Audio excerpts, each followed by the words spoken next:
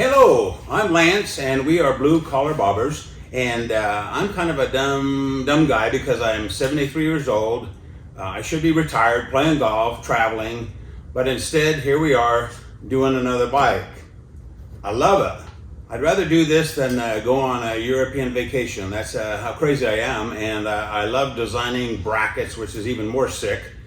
But this bike, I don't know, I bought it from a super nice guy named Chris. He took real good care of it. He bought it brand new in 2003. I mean, it's showroom condition. Perfect bike to get started with the bobber project. These bigger bikes, I've noticed, have a smoother ride. The earlier models seem to be more fuel injected, which is a real plus. And I don't know, they're just really fun. And once we strip this down and get all this gaudy stuff off this thing, it's gonna look so cool. So let's get started. Oh, by the way, this is a Kawasaki Vulcan 1600 Classic. We don't do the mean streaks, any of those. We just do the classic model. I think there's a Classic LT too. So anyway, and I just got it back from the tire shop. I had the white walls put on it. It's a black bike, so I can have all kinds of fun with the fenders and stuff. I'm gonna just leave the tank black because it's beautiful. So we're gonna get started on this. Grab a bungee cord or a rope. First thing we want to do is tie the kickstand.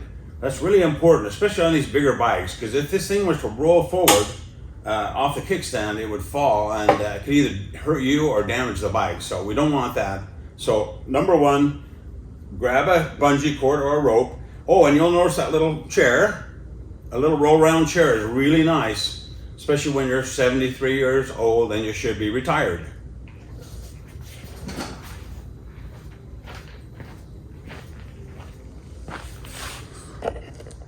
Again, I can't emphasize enough that you want to tie this kickstand and do it with either a real stiff bungee or a rope and kind of push the bike forward. Make sure that it's not going to collapse even though it's tied. I used a real stiff bungee cord on this. I just wrapped it around the bottom. There's a little spring bracket there that it'll loop around. So I wrapped it around that and then I just looped it around this front bar up here. That way it's got good leverage on it and it won't collapse. Real important. Do that before we get started. Okay, the kickstand is tied and it's ready to start taking all this stuff off this bike. And man, it's fun. You won't believe how much better the bike looks when you start taking all this crap off this thing. It's good stuff if you're going to be a touring guy with a passenger and bags, but for a bobber, man, it's got to go.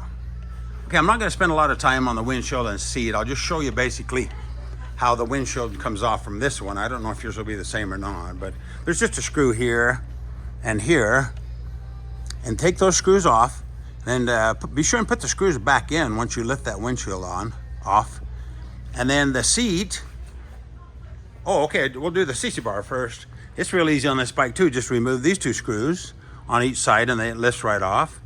And then on the seats, there's a screw back here. Take that off. Take this two screws here and on the other side off, this belt will come off and then the seat will slide off. And then once that's off, there's a screw under this seat that holds the main seat on. Take that off and then the main seat slides off. Piece of cake.